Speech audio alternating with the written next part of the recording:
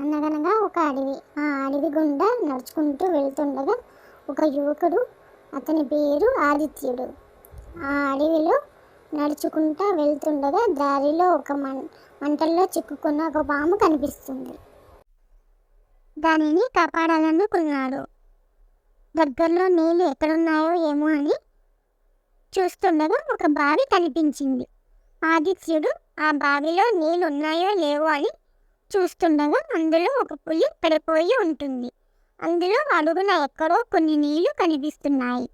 బావిలో ఉన్న పులి, "ఓ మానవుడా, నన్ను రక్షించు" అని అరుస్తుంది. అమ్మో, పులిని కాపాడడమా? దాన్ని కాపాడాక నన్ను తినేస్తే అని మనసులో అనుకుంటారు. మిత్రమా, నిన్ను నేను ఏమీ చేయను, ఇదే నా వాగ్దానం అని పులి నీళ్ళలో ఉండి వాగ్దానం చేస్తుంది. సరే, అలాగే కాపాడుతాను. ముందు అక్కడ ఒక పాము మంటల్లో చిక్కుకుంది, దాన్ని కాపాడాక నిన్ను కాపాడుతా అని అక్కడ ఒక తాటి ఆకు తీసుకుని దానితో బుట్ట చేసి దానితో నీళ్లు తోడి మంటలు ఆర్పుతాడు.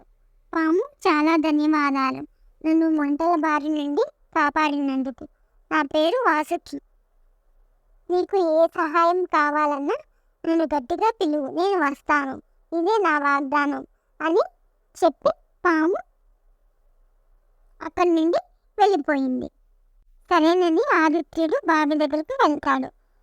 బావిలో పడిన పులిని కాపాడడానికి పెద్ద మర్రి చెట్టు ఊడలకు పెద్ద తీగలు అల్లుకుని ఉంటాయి.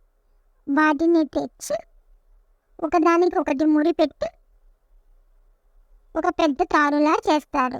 అది బావిలోకి వేస్తాడు. ఆ ఊడ పట్టుకుని పులి బయటకు వస్తుంది.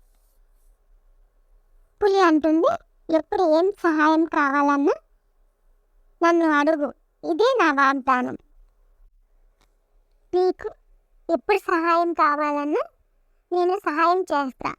ఈ పక్కనే నా గుహ ఉంది, ఎప్పుడు అక్కడే ఉంటాను. ఆదిత్యుడు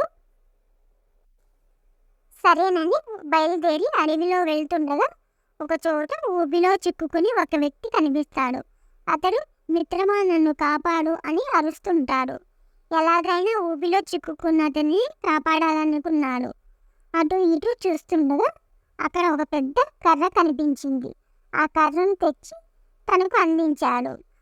ఆ కర్ర పట్టుకుని బయటకు వచ్చాడు. నా పేరు స్వర్ణకారుడు, నేను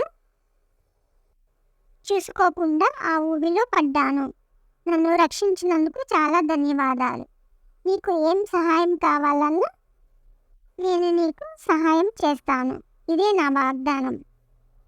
please to like, share, subscribe.